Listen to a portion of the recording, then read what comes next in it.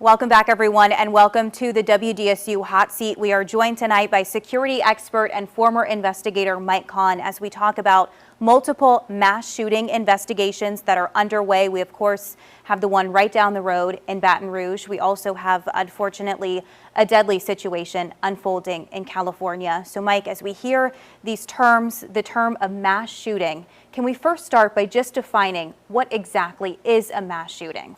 So by definition, the way it's defined is a shooting with 4 or more people being shot and or killed at one location or a second location, which is very close by, around the same time. And this excludes the shooter themselves if they commit suicide, and excludes any gang activity as well.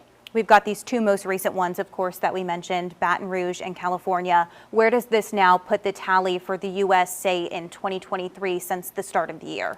So it's 6 this month alone. And you're going back to, if you look at 2022 as well, 2022 you had about 735 mass shootings, around 760 people killed, almost 2,900 people shot during that. And with that, only 4 of those were places of worship. So it kind of gives you an idea of what the year can look like with those.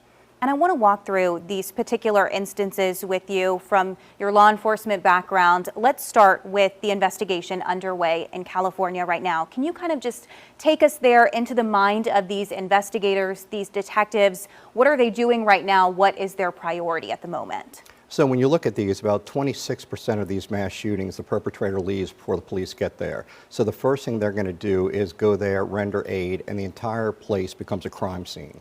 So once they get the bodies out, the people taken care of, everything is cordoned off, and you bring forensics people in, and you start looking at video. Almost all of these places have video, and you start trying to nail down who the person was, when they came in, when they left, and then you're looking for anything outside of the place. Did anyone else see something leaving, a particular type of car? Did any other cameras catch something else like that leaving?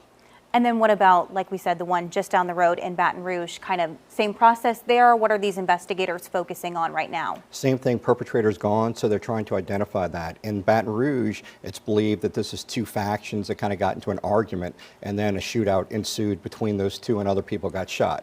So they'll take IDs, witness statements, which would be very, very important. Some people are going to know what happened. They're going to know who the 2 groups were, and they're going to tell the police some of those things.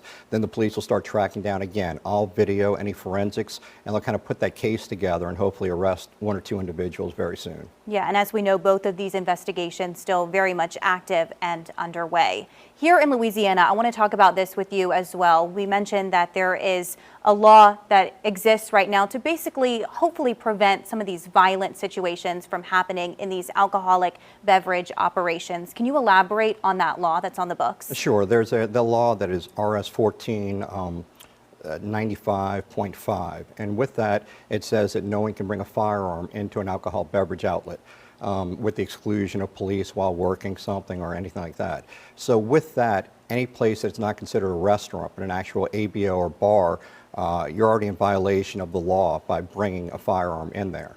Mm-hmm. And as we watch these investigations unfold and you think maybe, is there anything that they can do to prevent something like this from ever happening again? Is there? What is the answer to that question? So it's really twofold. In some of the shootings that we've seen, someone will come in from outside, they will try and rush the door, get in right away. To prevent the ones that happen with 2 people arguing inside or 2 different factions arguing inside, there's some bars here in New Orleans that have magnetometers set up, and you go through a line and you go through a magnetometer, and then they wind you, making sure you don't have any weapons on you prior to going into the establishment. Mm-hmm. Mike, thank you. Thank you for your perspective, for being here, kind of help break down both of these investigations for us. We appreciate it. And you can watch this entire WDSU Hot Seat on WDSU.com.